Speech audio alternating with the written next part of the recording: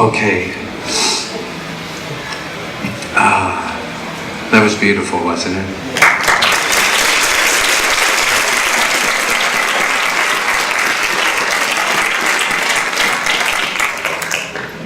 David and I were talking backstage about how 18 years later it's full circle and we're all together once again. Artie bringing us all together. And he continues to bring people together. I'm working with this next gentleman on the Guys and Dolls revival, of which David also appeared in many years ago. And we've already shared some moments already in his honor, and here to share so many more is Bill Ryall.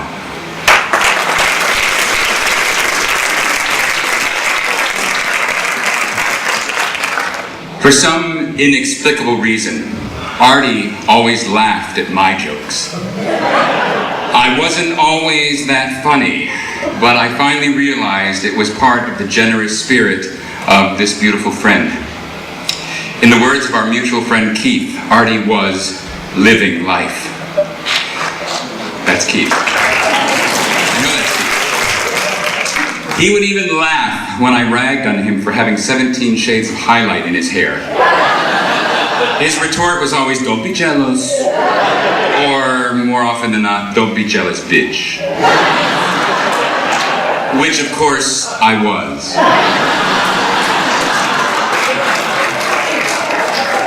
I mean, who wouldn't be? Come on, he had it all. Looks, talent, hair, and that body. He would laugh when I teased him for letting himself get so flabby. Which, of course, he never did. Damn it. But even more importantly, Artie could astound me with a wisdom that was well beyond his years. Artie first came into my life during the Broadway run of Grand Hotel, a gorgeous show that was elevated by the choreography of Pierre Dulaine and Yvonne Marceau as a gigolo and a blind countess. You didn't see enough of the video to realize that she was blind. And it culminated in the show-stopping Bolero, which we attempted to watch.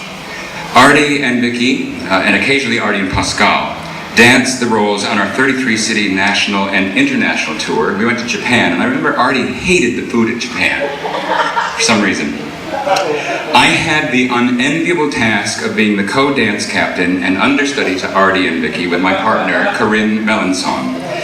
I can only assume that I was cast to understudy Artie because we looked so much alike.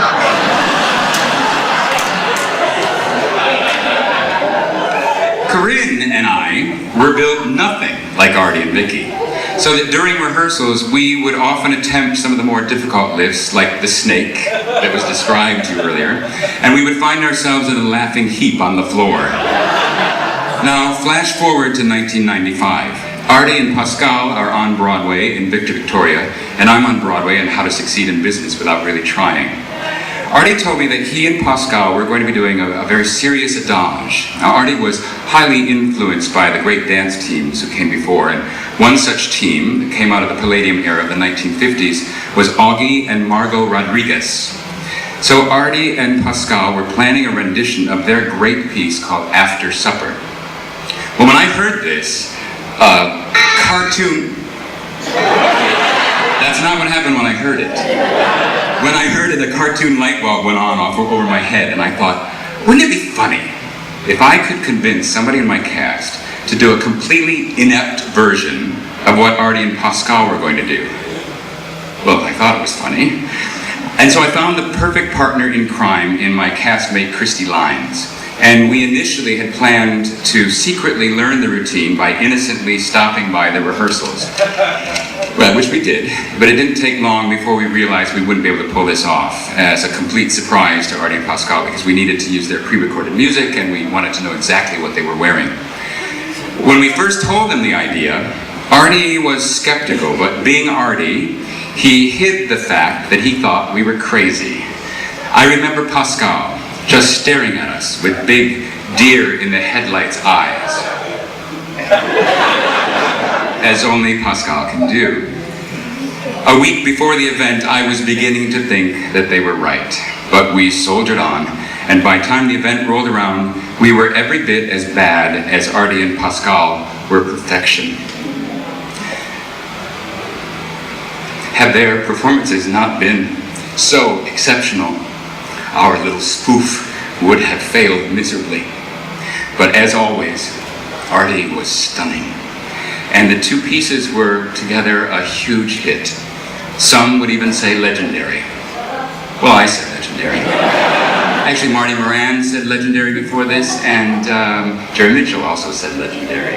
Thank you very much. So it is, in fact, legendary. It was only after the fact, by the way, that Artie finally admitted to me that he thought we were nuts for taking such a chance in front of the entire Broadway community. I'm so thankful that for years after, Artie and I laughed over and over and over when we shared the experience and the video of that special performance with family and friends. But there was absolutely no better time than when I watched it with him. And to hear him take such delight in what we'd created. I loved Artie. And I loved the chandelier that he gave me from his old apartment.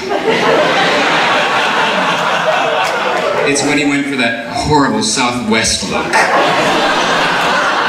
It's still hanging over my bed in my country home, and every time I look at it, I'm going to think of him. And I'm always going to hold a little bit of him in my heart. Now, I'm hoping that we're going to be sharing with you the video of that day in 1995. If we get that far before our spoof part of it, there was a voiceover that was done by Walter Cronkite from How to Succeed, and the tape quality was not good, although you're not going to be able to tell tonight.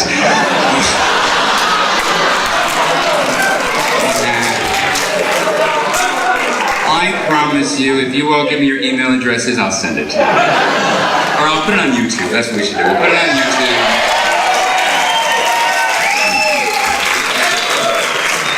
If we do get that far, I will be the voice of Walter Cronkite, in my own voice. And now, from Victor Victoria, fingers crossed, Arte Phillips and Pascale Fay.